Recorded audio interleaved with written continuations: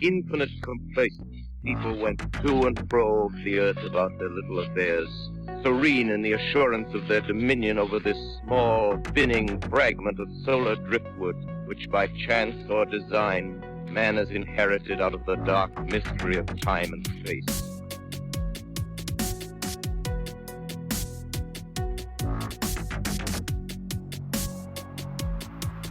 Welcome to another episode of Into the Fray. If you're new here, I hope you're enjoying it enough to head to your podcatcher of choice to rate and review the show. This helps it aggregate across the listening platforms, which will turn into more people willing to come on and share their encounters. If you've been listening for years, I'd ask that you please do the same. Home base for Into the Fray is intothefrayradio.com. There you will find all episodes, blog posts, and get bonus content info. Speaking of that bonus content, on top of the free weekly show, I also produce bonus content for Patreon and Apple Podcasts Premium. On either platform, you get all bonus audio episodes and early releases, each one ad-free, of course. Full disclosure though, Patreon has a bit more in the way of perks because of their interface. Over there, you will get video versions of patron-only chats, the private Discord channel, and merch at certain pledge levels. So head to patreon.com/intothefray or your Apple Podcatcher app to sign up for bonus content today. You can find me on the big three social media platforms, Facebook, Twitter, and Instagram. The Linktree link in each of my bios will take you to all the places you want to venture regarding ITF, including Small Town Monsters documentaries, various ways to listen to the show, Beyond the Fray books, contact info for me, and more.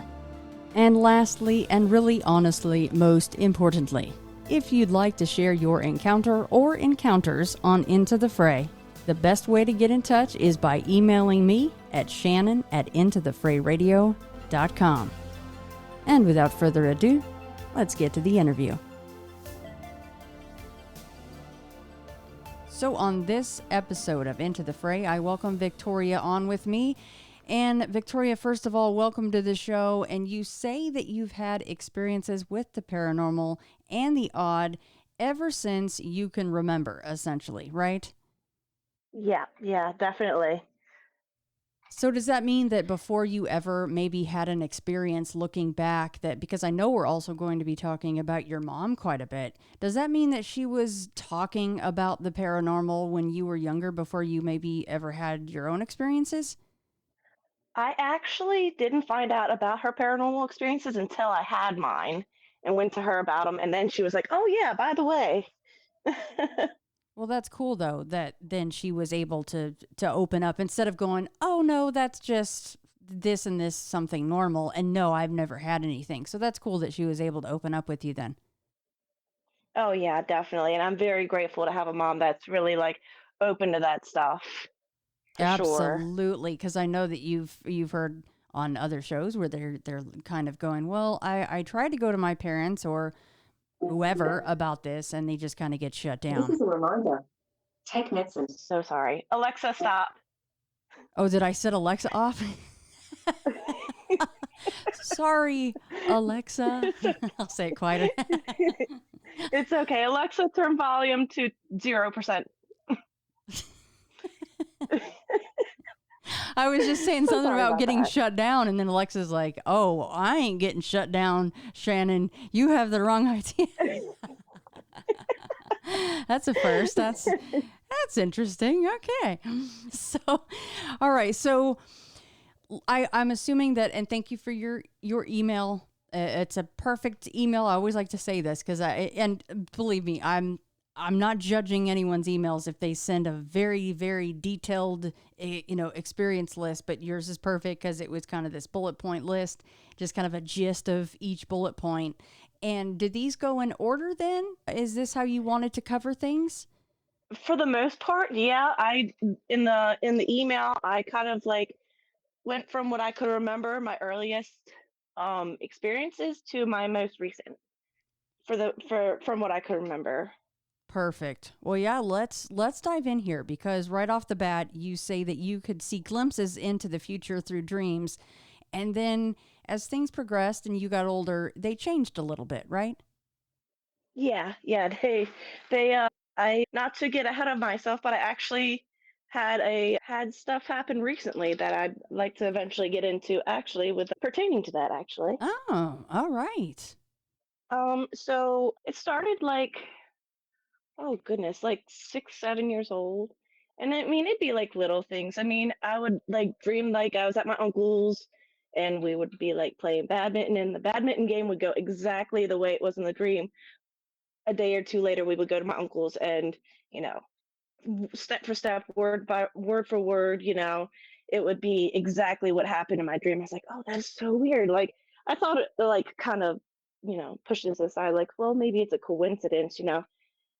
And, as time went on, like it just kept on happening and happening. Like I would see certain things happen, like where I saw my mom say, hey, we're going out, and, you know, she'd make the exact same moves, like step for step, word for word, exactly what I saw in the dream. And it would happen quite often, actually. It was just, little things, you would think of the mundane, but I knew they would happen before they would happen, just from like the first few seconds of that event actually happening in real life.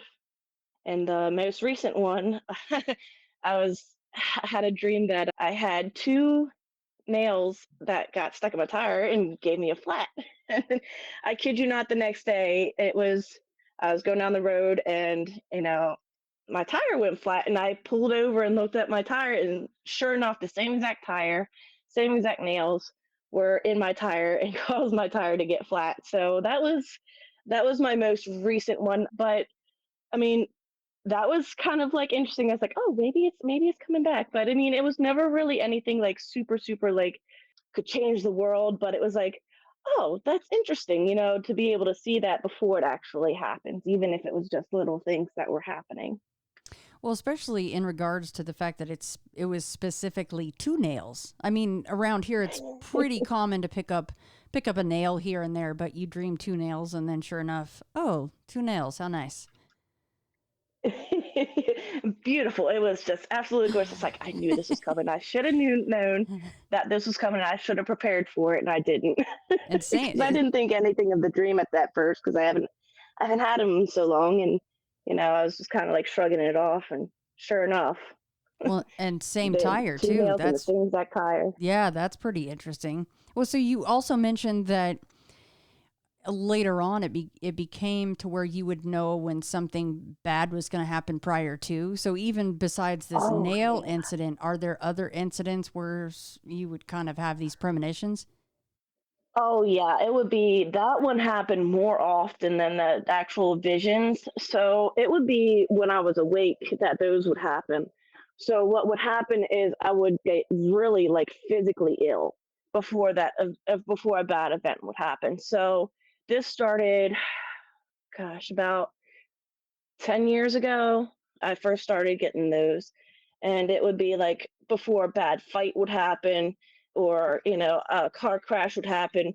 Like the biggest one was before my nana passed away, and I got like this gut wrenching feeling where actually threw up, and it felt so physically ill, and I knew by the feeling that something bad was going to happen. I just inherently knew that something bad was going to happen. I didn't know what. I couldn't tell you what was going to happen, but I knew something bad was going to happen. And that night, that same exact night, I got a call that my nana had passed away, and that hit pretty hard. I was like, I kind of knew that was going to happen.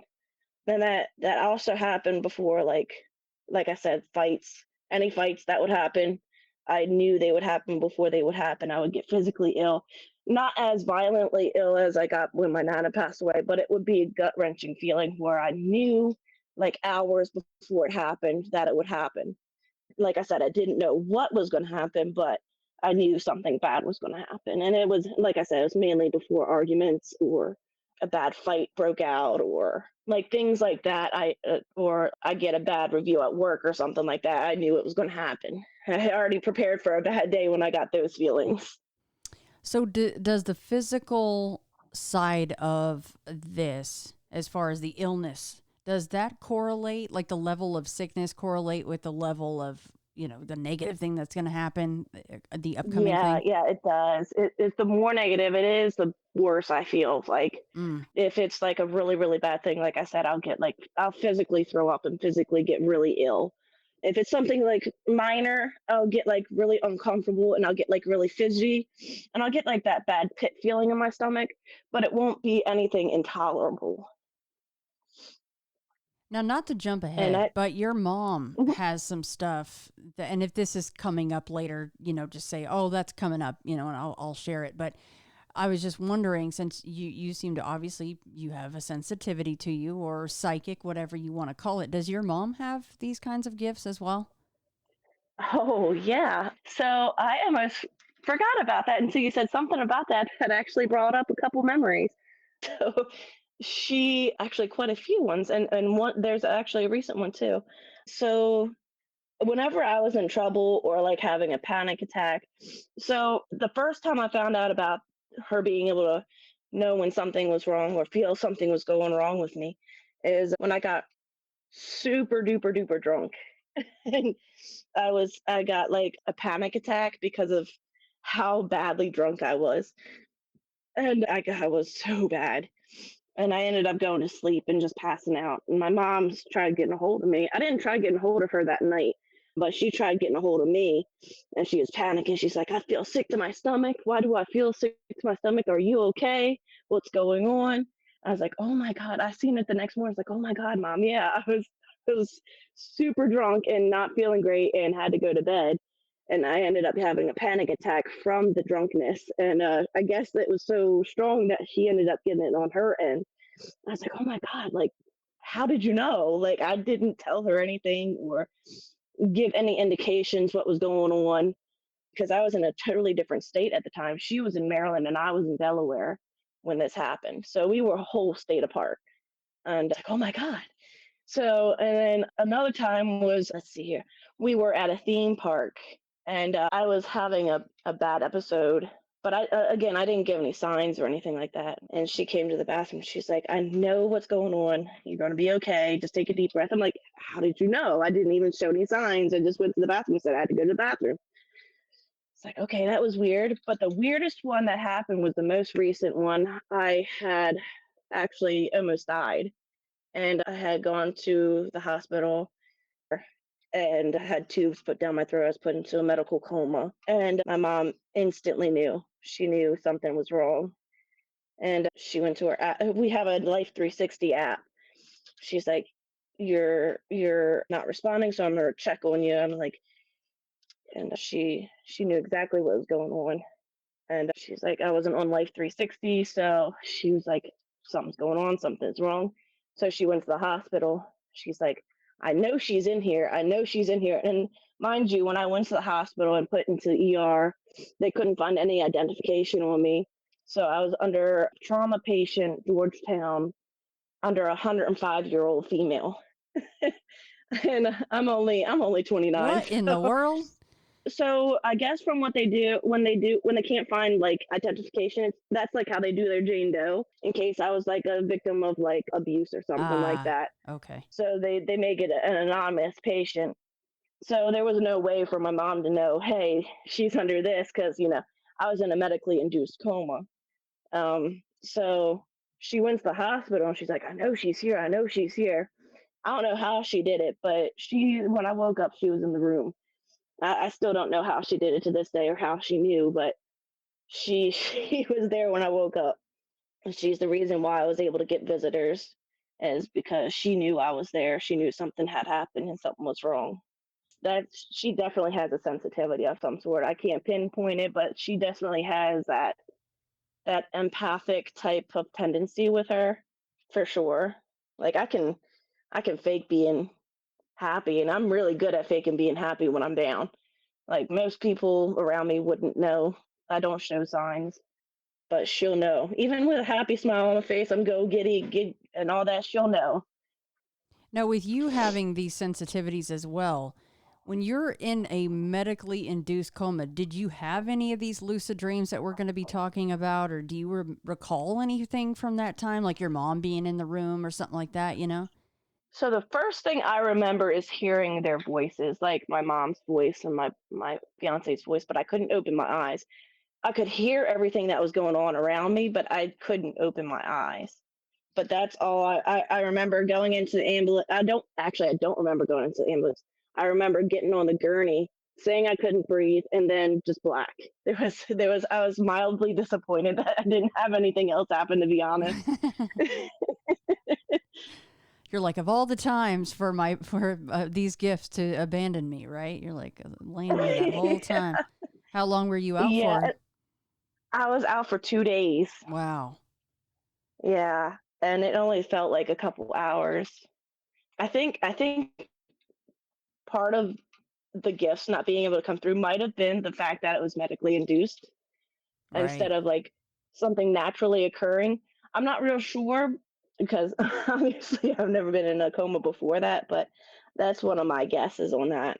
That actually totally makes sense. Yeah, I'm sure it does. Just shut everything down, and that would also probably include whatever receptors you are using to do what we're about to talk about, which I'm extremely interested in, is the two entities that you came in contact with.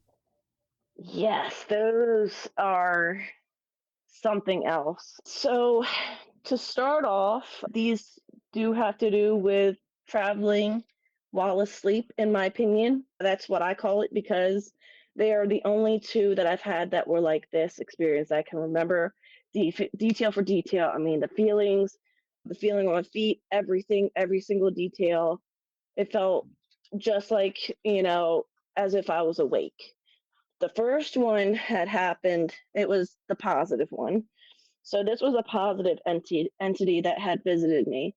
So to describe the area to the best of my ability, because it was so unworldly, there's nothing really words can describe how beautiful it was.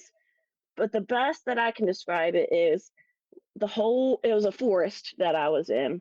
The whole forest, the bottom part was moss, and there was nothing but tall trees. There was no undergrowth or anything like that. It was just moss and tall trees and literal golden rays coming through the treetops. And the rays, the best way I can describe them, because again, they were so unearthly, they were literally golden rays, not like sunshine and not like anything you would see here. But when the rays hit my face, it felt so warm and like unconditional love came from there, and I felt safe. I felt more safe than I've ever felt being in that setting with the rays hitting my face. It was just absolutely beautiful. And I could feel the moss underneath my feet. I could touch and control my environment, everything around me. Like I could control myself. Like I couldn't control the environment itself, but I could control what I did. And I was touching things. I could feel what I was touching. And it was like the perfect temperature. It wasn't even like, wasn't too hot, wasn't too cold. It was perfect. And like I just felt like I was home. I felt like I wanted to stay there forever. And there was an entity there. At that time, she hadn't shown herself to me at that point. She only let me hear her voice at that point in time. And she had the most beautiful voice I've ever heard. Again, it felt like it was inhuman. The best way I can describe it is like a smooth, like feminine, just beautiful voice. And there's no words to describe it. And she felt, from her tone and her voice, she felt like she cared and she was so loving and just an all around, like, beautiful entity. And I was walking around and I came across a shed and I knew she was following me around. I couldn't see her, but I had that feeling like she was following me. And I came to this shed. I call it a shed, but I have a feeling she disguised it as one. But the door that was on it, the best way I could describe the door was almost like what you would see in like fairy type drawings where it was like a double door and it was rounded, but it had a point at the top. It was almost like a fantastical door.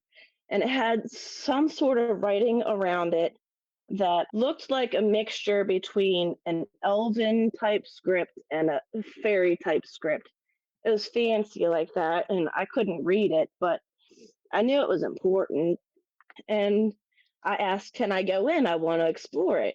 And she was like, "No, not yet. You're not ready. Not yet." And I was like, "Okay." And something told me that if I went in that door, I wouldn't come back. I would be there forever. And that's when I woke up. I was like, "Okay, that was so surreal." I and I still just remember every detail to this day. And I don't usually remember my dreams unless they have some sort of significance to them. Those nights I don't dream at all. And then the second one was the following night. I was coming out of those same woods, but it had a darker feel to it when I was coming out. And when I came out, and it was the same feeling. It was still super surreal. I could feel everything.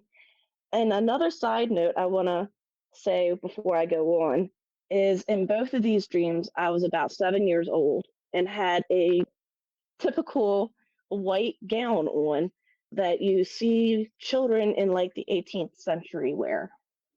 I didn't have any shoes on my feet, no other clothing, just this white gown. And I was about 7 years old because I could tell from my height and just looking at my height how far I was off the ground. That was about how tall I was at 7. So continuing, I walk up to what I see. I see a truck on the right, and seemed like everything was abandoned. It had been sitting there for a while. I seen a truck on the right, and this house sitting on a cliff. Like it was sitting on the edge of this canyon or a ravine. And I decided to go inside because at that time I loved exploring abandoned houses. That's what I do. I just love exploring, have a bit of curiosity about me.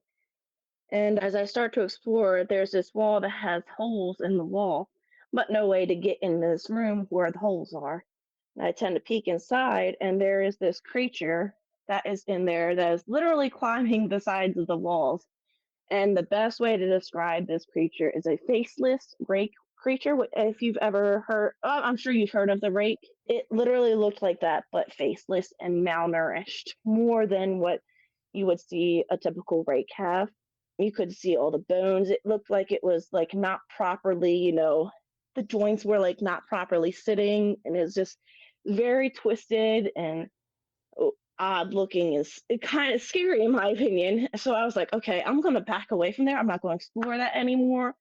And I back away into a corner, and like in a blink of an eye, this creature like is like right in my face, and it scares the crap out of me. Like I scream in my dream, and I'm like I'm absolutely petrified, and I get that instant feeling like this thing is feeding off my fear.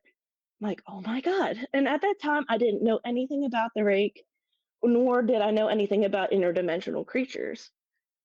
When I woke up, I felt super drained, and it was just, I felt like that was a real creature that had fed off my fear, it fed off my energy. And that's when I did it, started doing a little bit actually, I delved into a rabbit hole looking up what this could have been. I made a sketch of what it was that I saw in the dream. And I was like, what is this? What is this? What could it have been? Because like I remembered everything. Like it was so scary. And that's when I found out about the rake, and I was like, okay, what if this thing is interdimensional? What if it can travel in between dimensions? When we can't control how we travel, if we can't control the travel, if it can like jump in and like control where we go so it can feed instead of being in the physical world, because I would assume being in the physical manifestation would take more energy. And that's actually was later confirmed by the medium that I had also mentioned in my email to you. Now, the good entity that I had come across finally did show herself to me through what I call a day vision. She decided to show herself to me while I was at one of my old jobs, believe it or not. One of the most inopportune moments. But she did show herself, and the best way I can describe her is so she put herself into a form that I would understand. She was what I would describe as like a pure light, but in a human form. So she didn't have. So she had decided to show herself in a human type of figure, super super long hair, like down to her hips, and no clothes. She had pale skin, I mean like white as snow. Her hair was also super white, almost like a light. And she had no pupils. She just had white for eyes. And she was gorgeous, absolutely beautiful. And she was holding something in her hands, like a sphere or a ball of light in her hands. She was holding that in her hands when she was showing herself to me. And it was only for about a minute and a half that she was putting this image in my head. And she has also communicated through like random dreams that I would have, but it would be the same voice. That's how I kind of put two and two together. That was her the whole time. That she would still tell me, not yet, you're not ready, not yet. And at that time I was practicing a lot of meditation and occult magic at that time as well, to try to delve further into what I was experiencing, to try to get a better connection on what was going on. And I'm guessing she was telling me, not yet, you're not ready yet. But that at that time, she would come to me a lot and tell me, like, no, not yet, you're not ready. And towards the end of those communications, that's when she showed herself to me. And also, she also showed herself to my fiance as well. And in my opinion, I believe that's what happened. He was on our bed at the time. From what he told me, he was just relaxing, and all of a sudden he couldn't move, couldn't blink. His eyes crusted over. He said, like how you get sleepy eye crusties. He said his eyes got like that, but they were stuck open. And this ball of light, he said he couldn't really describe the light, but or the shape, but the best way he could describe it is like a ball of light above his head, and it just stayed there.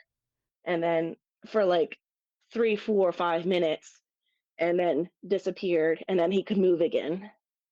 And that's the last I've actually heard of anything like that specifically with pertaining to her, in my opinion. And was he aware of these entities, these beings coming to you during your travel time? Had you spoken about this to him?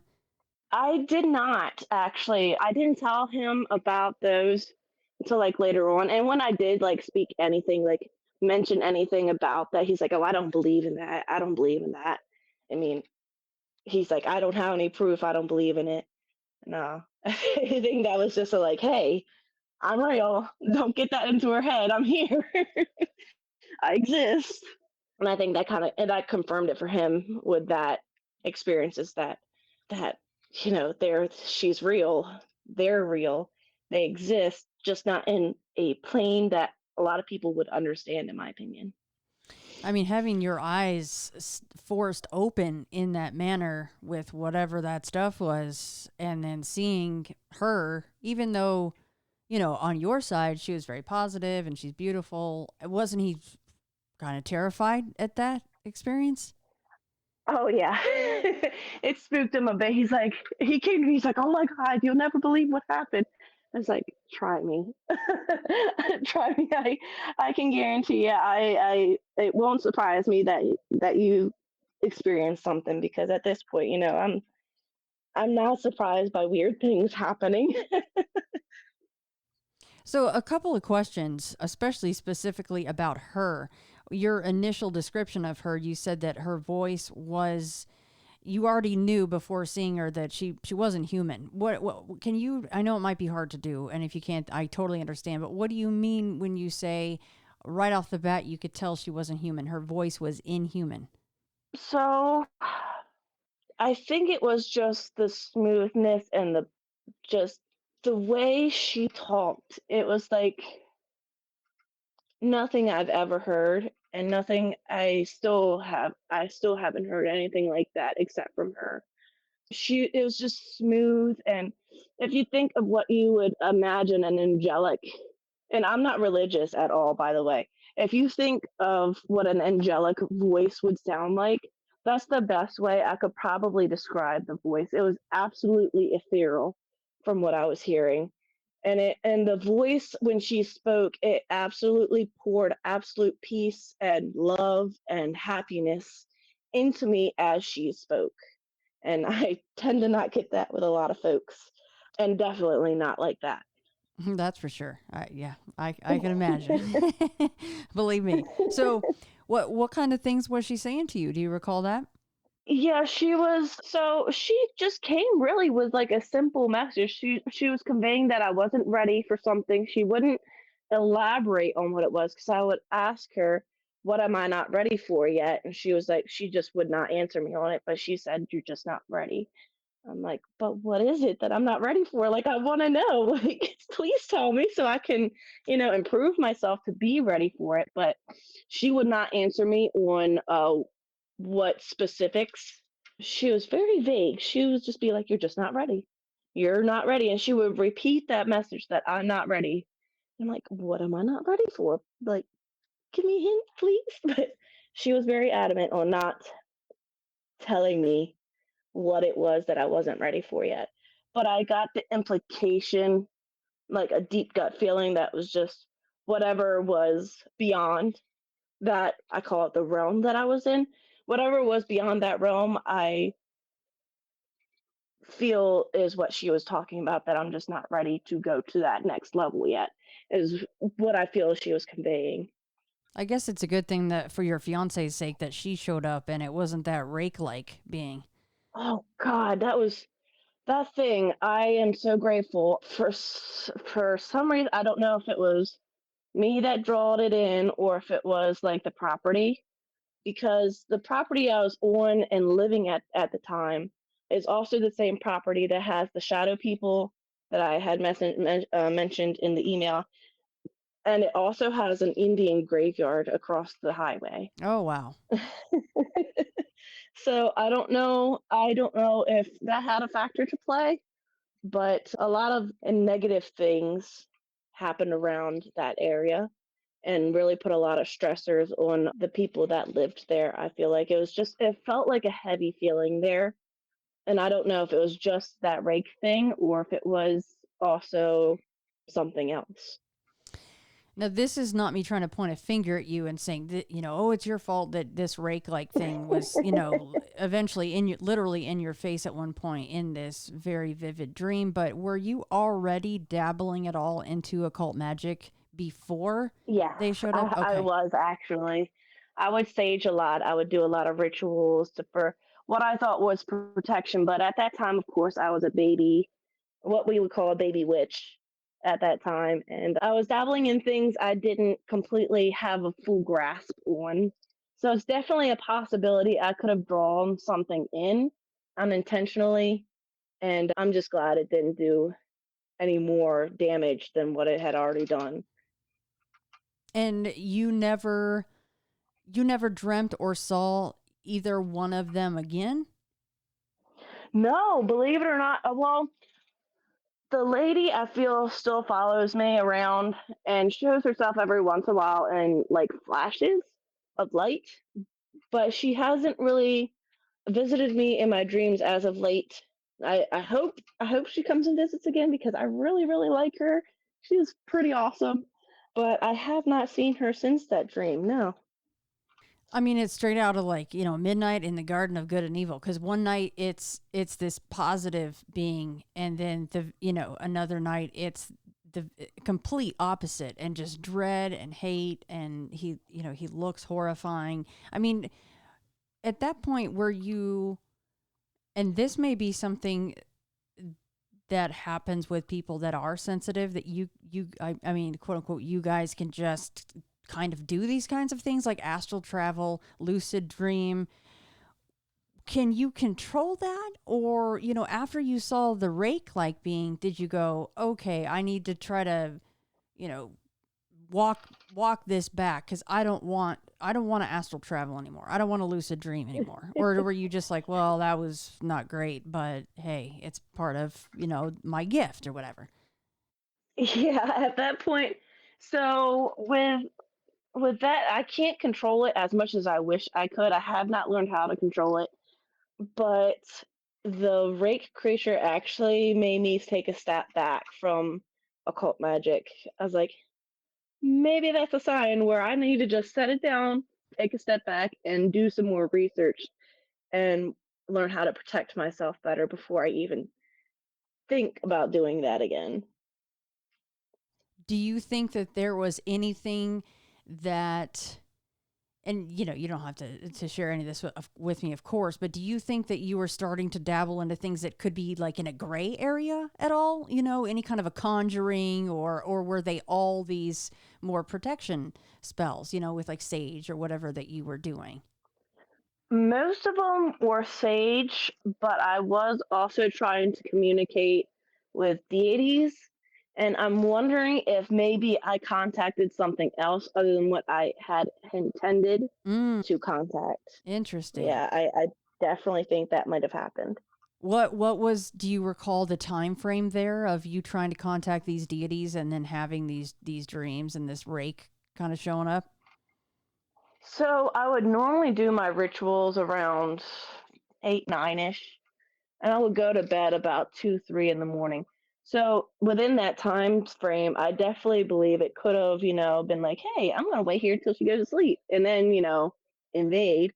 But it all definitely happened usually late at night, early in the morning, usually right after my ritual would happen. Oh, wow. Okay. So, because, Yeah. yeah, I was more getting at like a wide, like I thought like, oh, this week you were trying to contact deities and then 2 weeks later you were having these dreams. These are within essentially the same day this is going down. Yeah. Wow. Yeah. Holy smokes, Victoria. Can I just say, like, I mean, not that I'm promoting trying to conjure demons or deities. I personally think that's freaking awesome. And if I could do it, I probably would. I'm sorry. I probably would. It is an awesome thing. And I feel like if I knew the proper protections at the time, I probably would have been able to control what came through a little bit better. Right. I feel like because I was a beginner at the craft that I didn't know what I was doing fully and invited some things that maybe I shouldn't have invited. Yeah, and who knows what they really were. And honestly, who knows if the positive one is even actually positive or good. Yeah. It definitely could have been masquerading itself for sure. But of course, I know for sure 100% the rake creature was 100% something I didn't want to mess with again. I'm just wondering if they're both the same entity, but if they're both like the rake, and the rake is just powerful enough to change its vibe and the way it looks, and I don't know. I mean, that's just a theory, crazy, of course. But powerful moves. Lord, that is if it can do that, that is insanely powerful, and I definitely wouldn't want to mess with it in the wrong way for sure. Well, especially with you saying that not only, I mean, you say that, oh, well, I think that she, being the positive one, is kind of still around. She kind of manifests in the form of flashes of light, and I'm kind of going, I hope that that's her. Yeah, I hope so too. I definitely hope so, because I don't want to visit from that thing again for sure. I'm really hoping that she's a whole separate entity, and that thing is a whole separate entity that it can stay far away. Yeah. No, and I think especially since you are gifted the way that you are, you probably have a better beat on this stuff than I do. I'm just throwing theories out there. So I would imagine that, your initial story of these are two separate things, two separate nights, whatever brought them forth. Okay.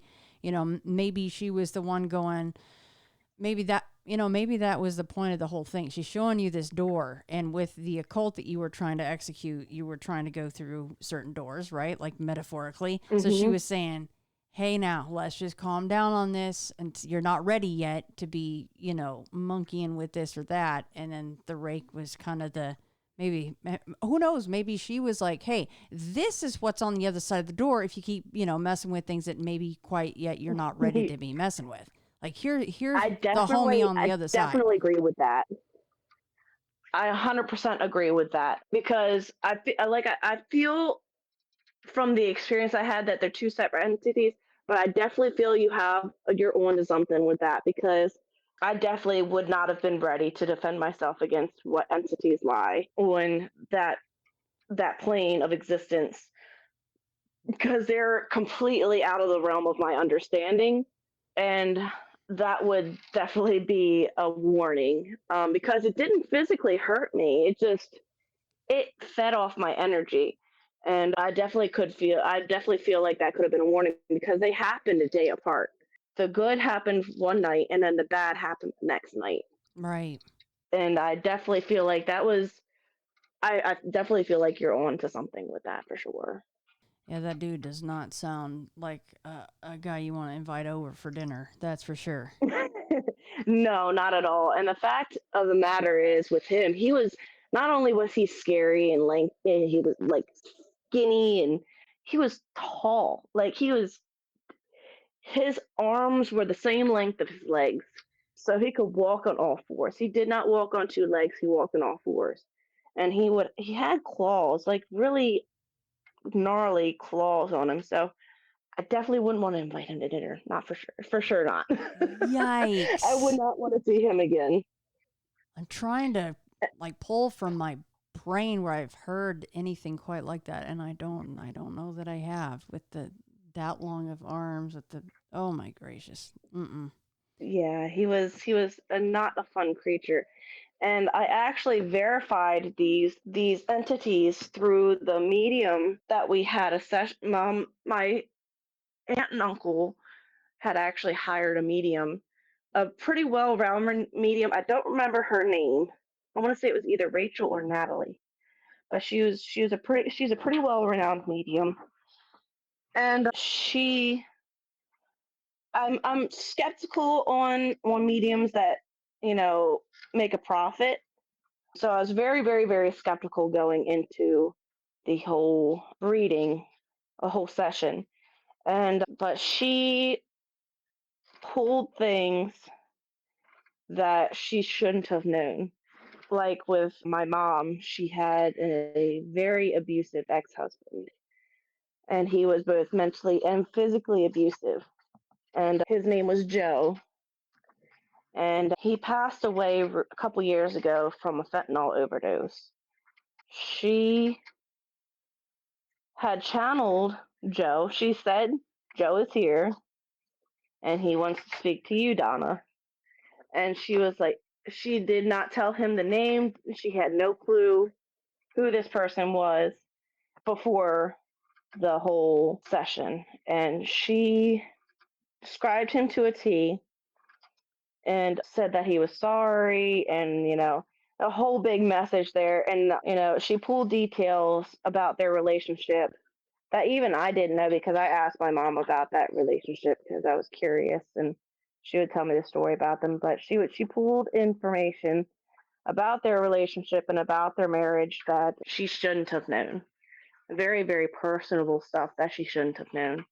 And towards the end of that session, I actually had talked to her, because I had told her about the entities that I had experienced. And I said, because she's able to travel willingly to those dimensions, whether it's through meditation or sleep. I did not get specifics on it, but I asked her, I was like, are there entities, good and bad entities, on the other side, like when you go visit?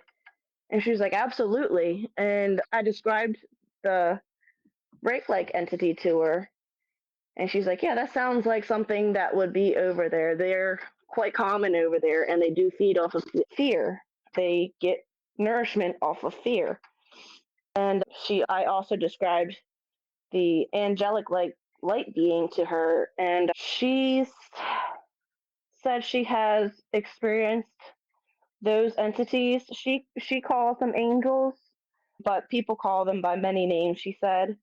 But she said they absolutely do exist on that plane, and I would I would love to be able to do what she does and be able to go there anytime I want to. But she did verify that those entities do exist. And that was actually the same session that I had seen with my own two eyes. I unfortunately didn't capture it on camera as much as I would have loved to. But that's the same session that I had seen what people would call a full figure apparition, but it was only from the head to the torso. And it was full color, looked like a regular person, but only half a person. And nobody else saw them. And they were so my uncle has a front door next to the couch that we were sitting on, that they were sitting on, and then there's a love seat that we were sitting on facing that door. And there's like frosted windows on each side, but it's enough see through where you can see if somebody's standing at the door. And that's where the figure was standing. It only was there for maybe 30 seconds and it was gone. And that's also the same session that I had captured a shadow. Like the whole room got dark in the video. And then it corrupted the file to where I had to delete the video because there was only like 2 seconds. But it was like a 2 minute video that I had captured. And when I went to go send it to my mom, it was corrupted all but two seconds of it. And it made me so sad because it was like such good evidence. I was like, finally, I captured something, and it got corrupted. I was very, very sad about that. But I was able to show it to my mom before I tried to send it to her, and she even saw that. And like nobody was up, nobody was standing. It wasn't like a shadow from somebody standing next to a wall or something like that. It was the whole room got dark, and that was when she was talking about Joe, the medium was talking about Joe.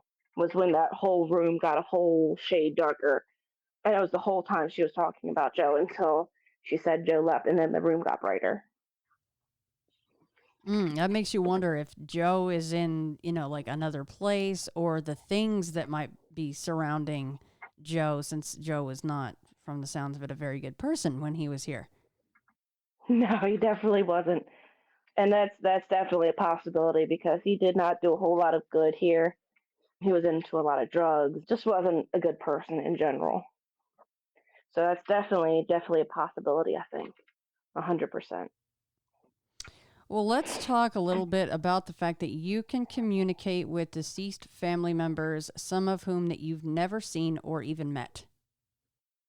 Yes, I absolutely love this because I still get it to this day when they decide to come to me and communicate.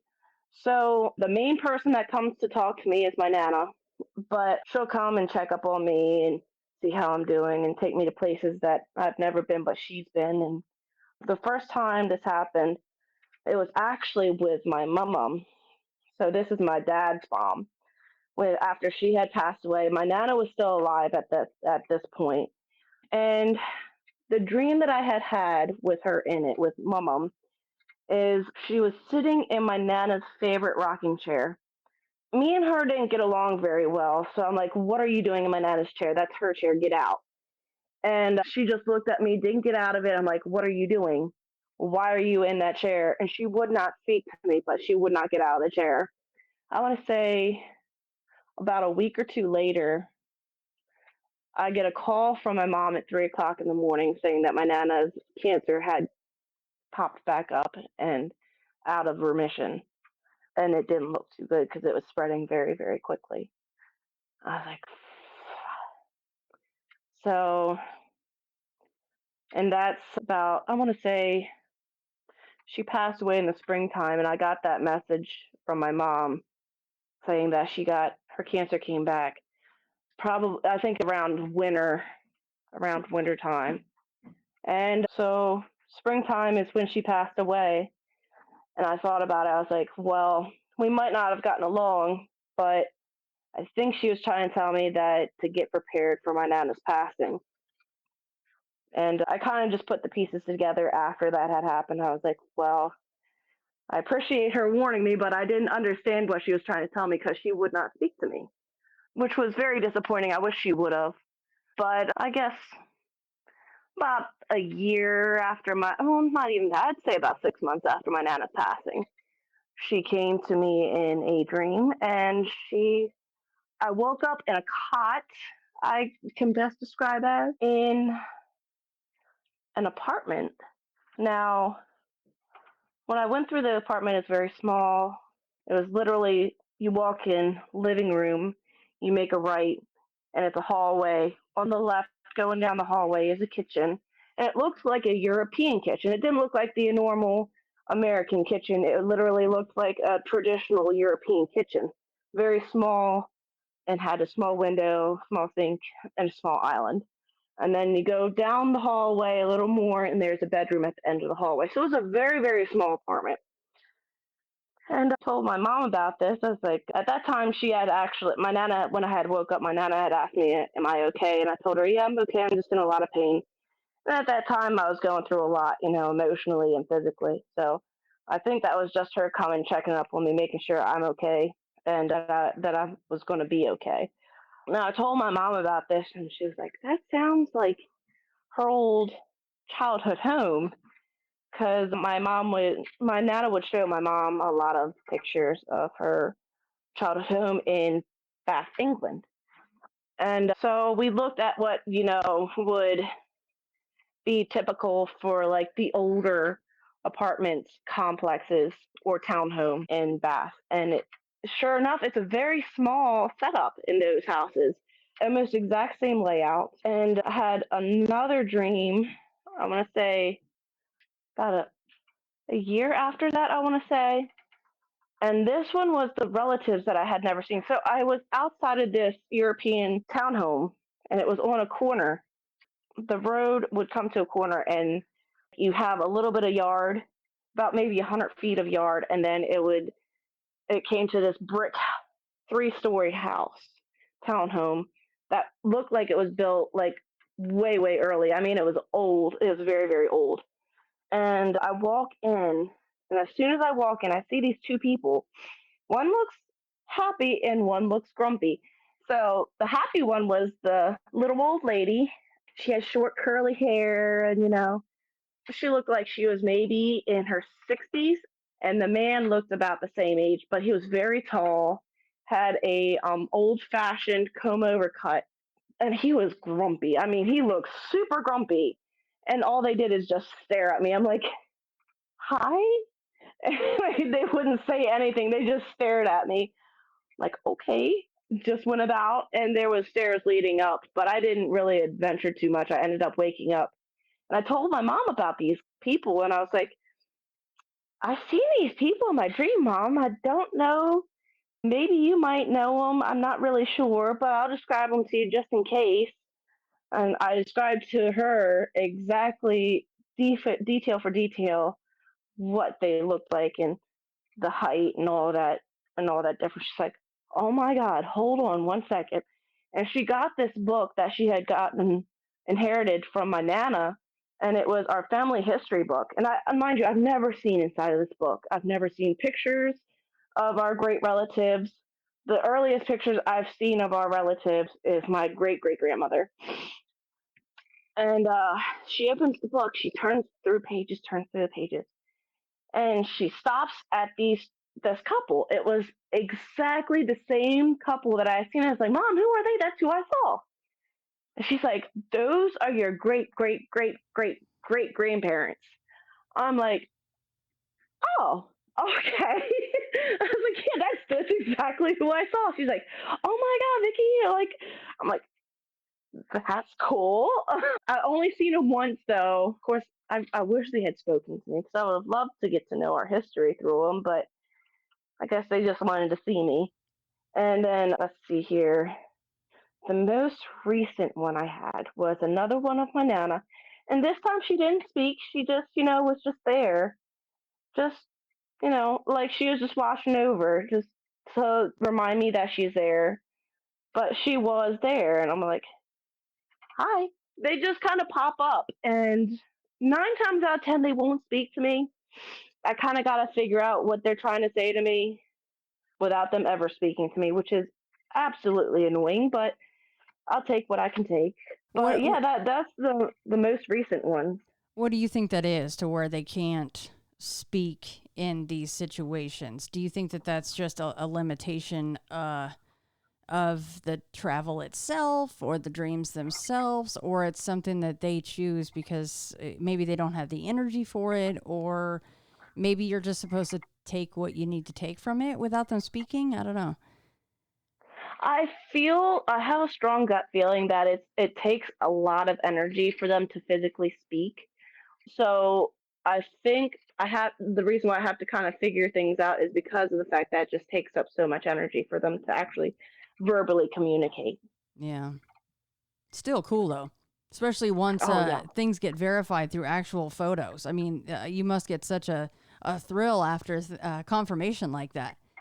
Oh yeah, definitely. I'm like, yes. I'm like, this is so cool. Like, I'm not going crazy. I'm not overthinking things.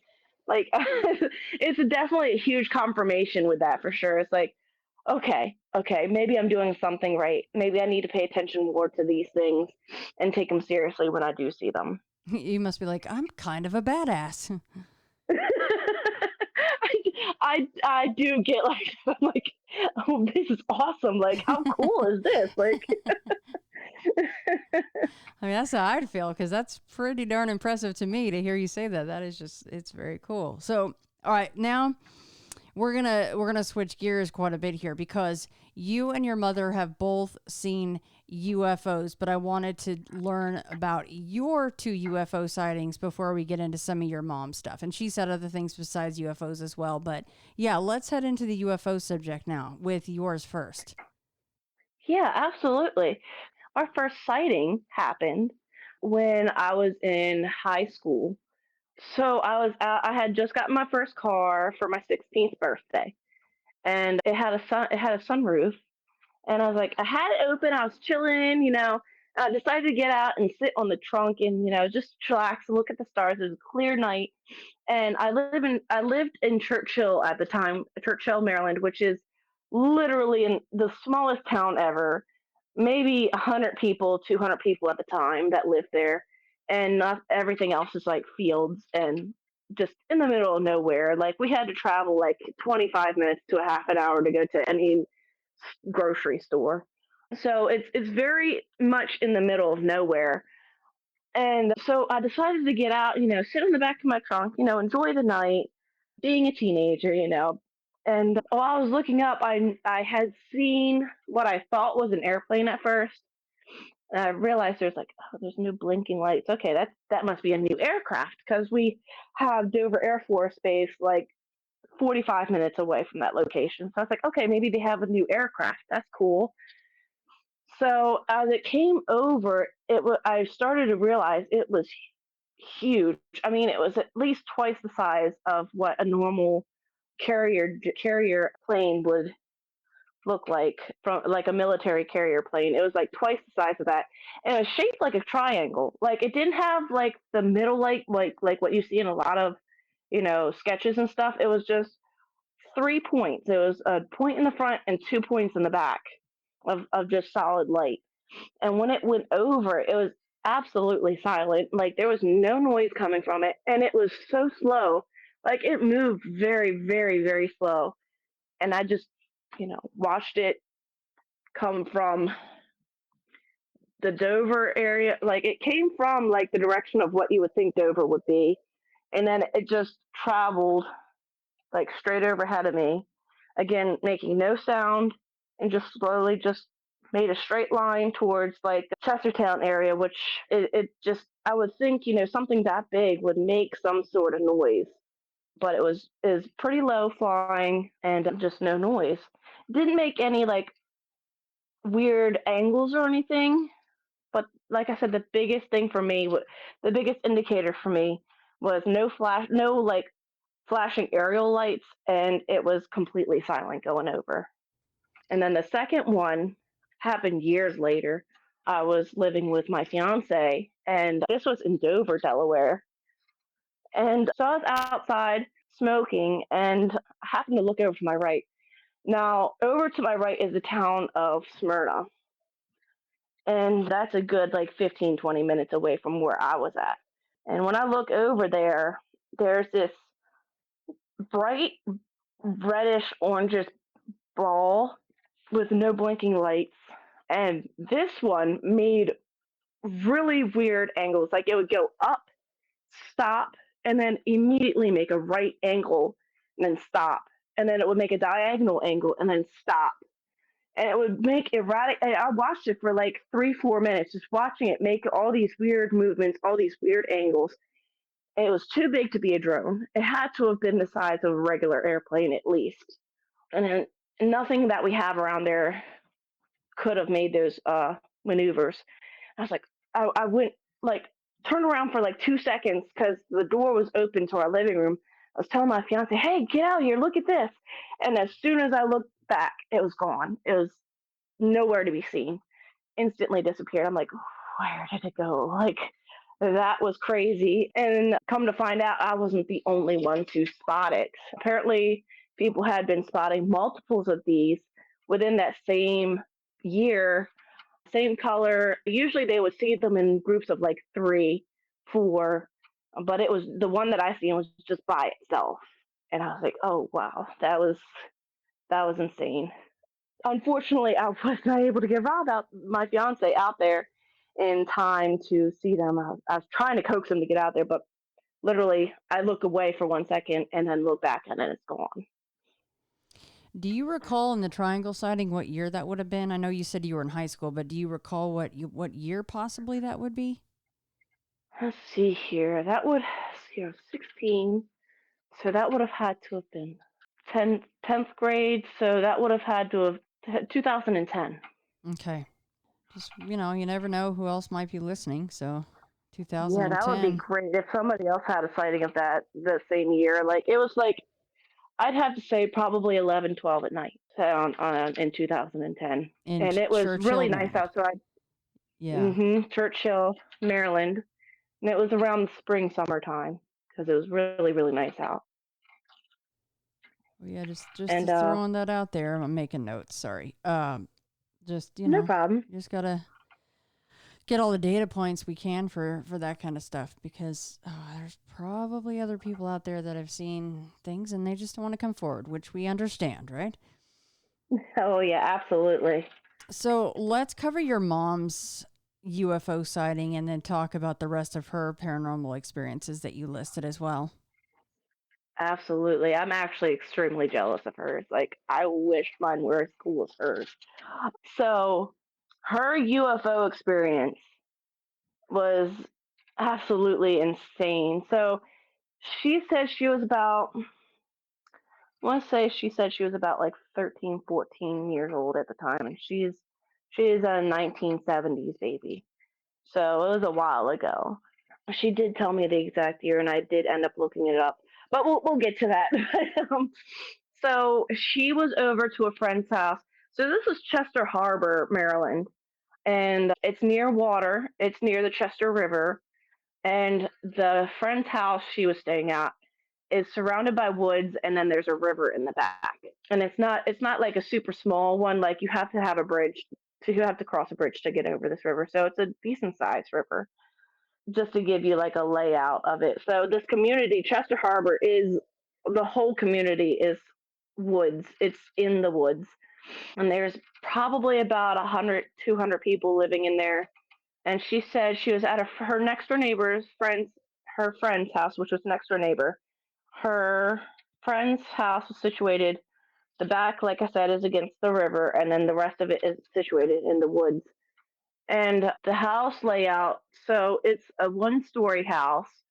It has a back porch, and then the front of the house that's in the woods has like this, I forget what you call them, but they're like the window that comes out and around, and you have like a little bench like you could sit on or lay on, and you could literally just relax there and look out the windows, and it kind of sticks out from the house.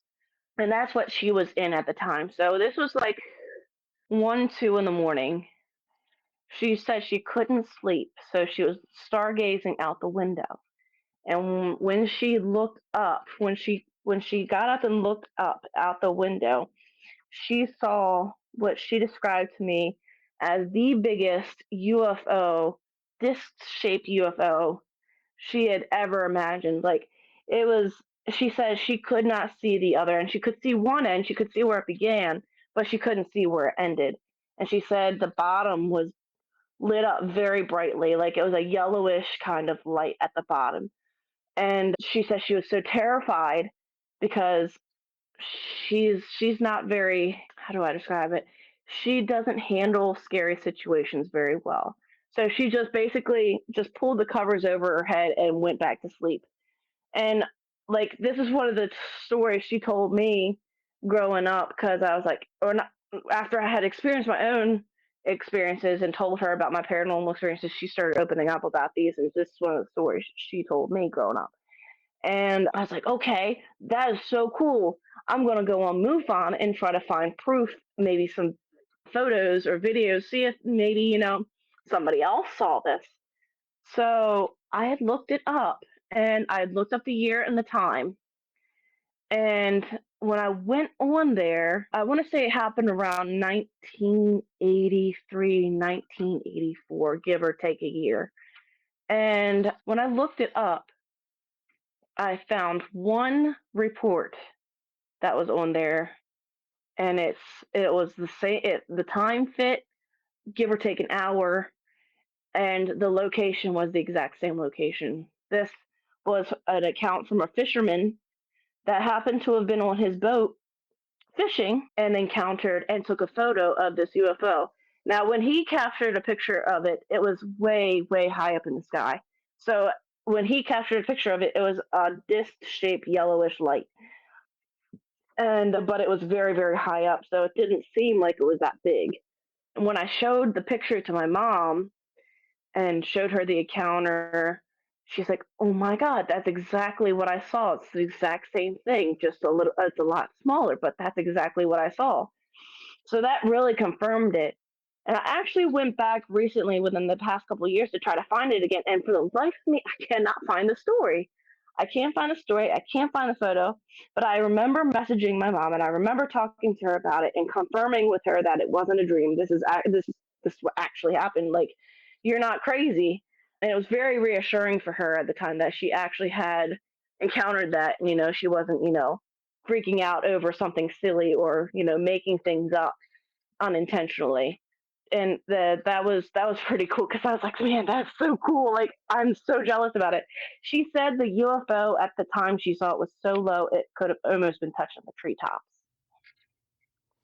Well, that's really good on you for doing that investigative work and finding that, because that's an incredible correlation that most people never get. You just don't get that. They usually just have a story and there's nothing online, because it takes a person to report to make something happen online to where you can find it. And I find it also very interesting, the fact that not only was the sighting the same at disc, but then you have this yellow light that was on the belly of it, which means that, like you said, it was just a whole lot higher when he managed to get that picture than when your mom saw it. That's all that means. The size wasn't different. It was just the perspective and where it was in the sky.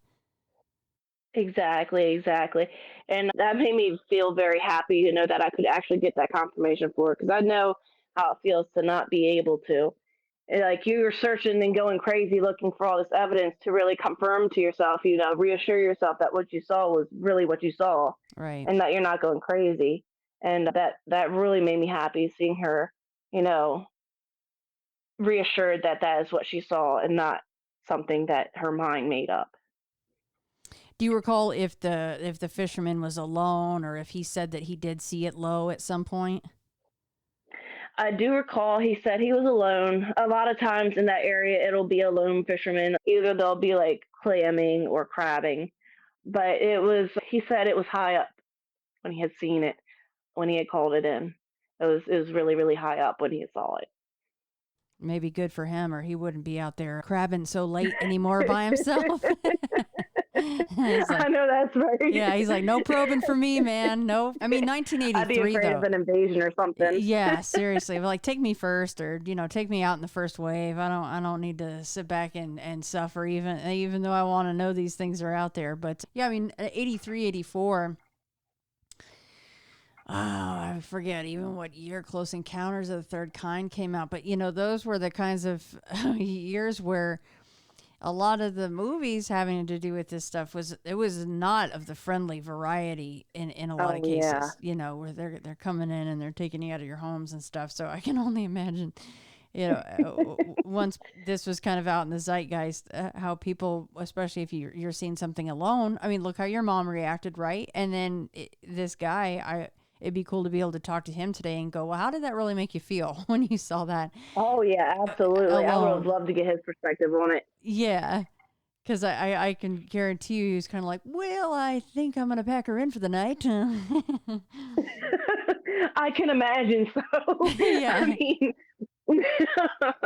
I wouldn't want to be out there too awful long with stuff like that happening. No, that would be a very unique experience, and it can go either way, right? I mean, it can be scary and then light a fire, or it can be scary and then all of a sudden you're just a day fisherman for the rest of your life. Absolutely, absolutely. All right, so the next one for your mom is a Ouija board experience. Oh yeah, oh yeah. So she was at her friend's house, from what she was saying. She had one of those, what is it, I'm trying to think of the game company that originally made them.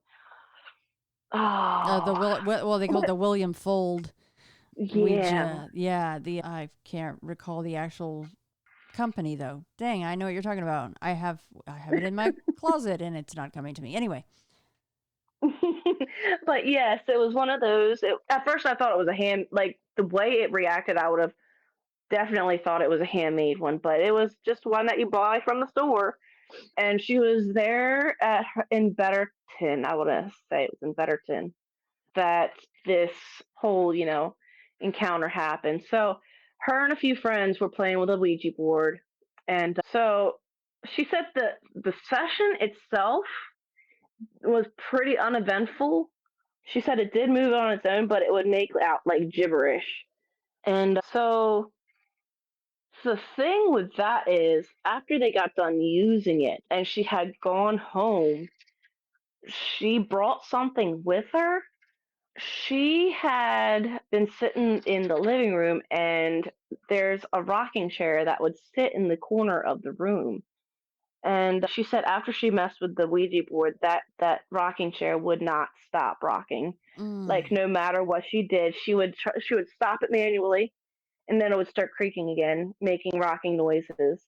Like, you could barely see it moving, but you could hear it rocking, and it would continue to rock. And she freaked out. She continued to try to stop it, and there's a door next to where that rocking chair sat. She opened the door and threw the rocking chair out the door, and it was still rocking after she threw it out. So she ended up smashing it to bits and pieces after that happened. Whatever she had brought with her from that Ouija board session had attached itself to that chair for some reason. I don't know why, the chair of all things, but attached itself to the chair. And once the chair was destroyed, she said she didn't have anything really happen after that, that she could tell anyway. But she's like, don't mess with Ouija boards. Against her best wishes, I do own one, but I have not broke it out of its box yet. So. Oh, you haven't? You haven't even touched it yet? I have not touched it yet, and it's a newer age Ouija board, so maybe I won't get an attachment once I, practice with protections a little bit more, and I'm not diving in head first again without proper precautions and proper protections. I am not going to mess with it until I know and feel that I'm ready to mess with it. I probably won't do it in the house. From what she's told me, she's like, you don't want to do that. It's gonna attract bad things. And it doesn't help that we have this creepy little porcelain doll sitting in the corner of our attic in this house. And every time I happen to mention bringing it down and bringing it and having, with putting it with my other porcelain dolls, to give it a little bit of company. Bad things tend to happen to me, so I tend to leave that alone. Really? Yes. It does not want to be touched at all. It does not want to be moved. It doesn't want to be touched. It wants to stay right where it's at. So you've moved it to be with other dolls or whatever in the house, and then bad things happen to you? I've simply spoke of moving it and bringing it down to keep it Oh. company with the other dolls. And as soon as I speak of that, every time I get hurt somehow. The first time I talked about it, the back door sliced the back of my foot open to the point where I almost needed stitches. I had to call out of work that night. And then the second time, I fell and almost broke my ankle. I was in a boot for like a month. So after the second time, I was like, okay, fine, I'll leave you alone. I won't even talk about bringing it down. Where did you get that doll? It came with the house. Oh, God, no. It's just sitting in the attic, just chilling up there? It's just, yeah, it's chilling in the far corner of the attic, yeah. And it came with the house. Oh, it gives me and chills. This house was built almost 100 years ago. Oh, my God. Okay, so, yeah, imagine then if you actually did touch the thing, and then what would happen? You're just talking about moving it, and then, and see, now you're talking about it right now. So don't worry, doll. She's not going to move you. We're just talking about it. It's like Robert the doll now. It's like we're asking permission just to talk about it. It came with the house. Why? What the hell? Yeah. Yeah. And when my mom first moved in here, I recently moved in with my mom because she needed some help. And so I ended up moving in. And when they first moved into the house, her and my sister, radios would turn on by themselves. Alexa, stop. The A word would start would start playing random music, and I actually had done an EVP session in my sister's room, which is right under where the doll sits, and we had gotten a female voice coming through that said, "Help me." Like, I've almost cried because I don't know what to do to help her. As much as I would love to, I don't know what to do to help her. So I feel really bad for whatever entity came through because it's like, damn, like, I hear you. I don't know what to do. Does it sound like a for certain a little girl or for like just a woman?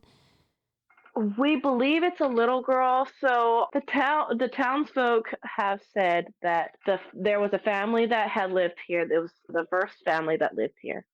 No, the second family. It was the second family that lived here. The first family had an elderly lady. She passed away in the house in her favorite rocking chair. Oh. Of natural causes. We do believe she's still around, but she doesn't really cause any trouble or anything like that. She does move figurines every once in a while, just little things. But the little girl, we believe it is. So the second family that was in here, she's going through some rough times, and we're not sure if it happened here or when they moved out, but there was a lot of energy that was here that stayed. The little girl ended up committing suicide and hanging herself in one of the trees. Oh my God. Yeah. That's confirmed? Like, you've seen papers on that?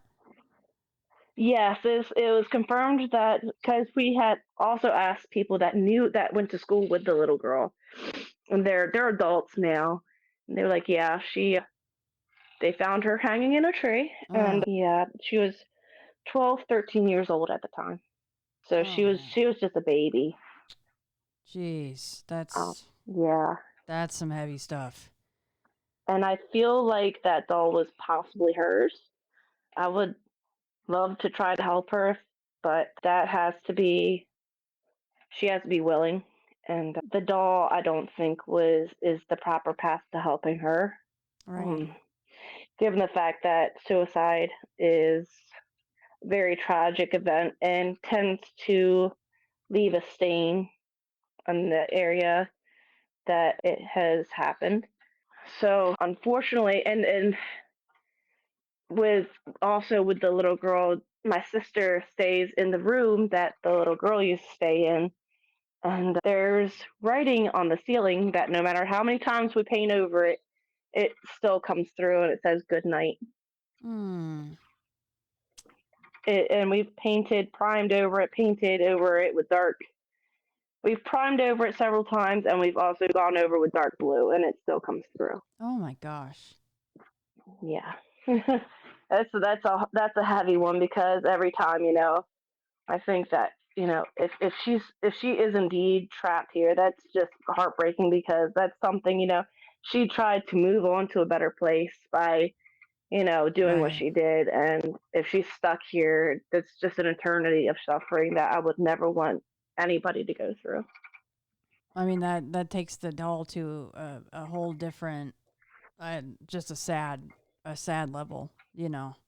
I mean, beyond sad. That's just like you said. Now she tried to get out, and she got out of her physical body, but now she's stuck there forever in her spirit form. And hmm I do wonder. I mean, did she put the doll there? Did her parents put the doll? You know what I mean? Like I wonder about the physicality of what that means for her in this state now, as far as the doll actually sitting there. It means something. It serves Oh some yeah. purpose for her, and not having this be moved. I don't Yeah. know.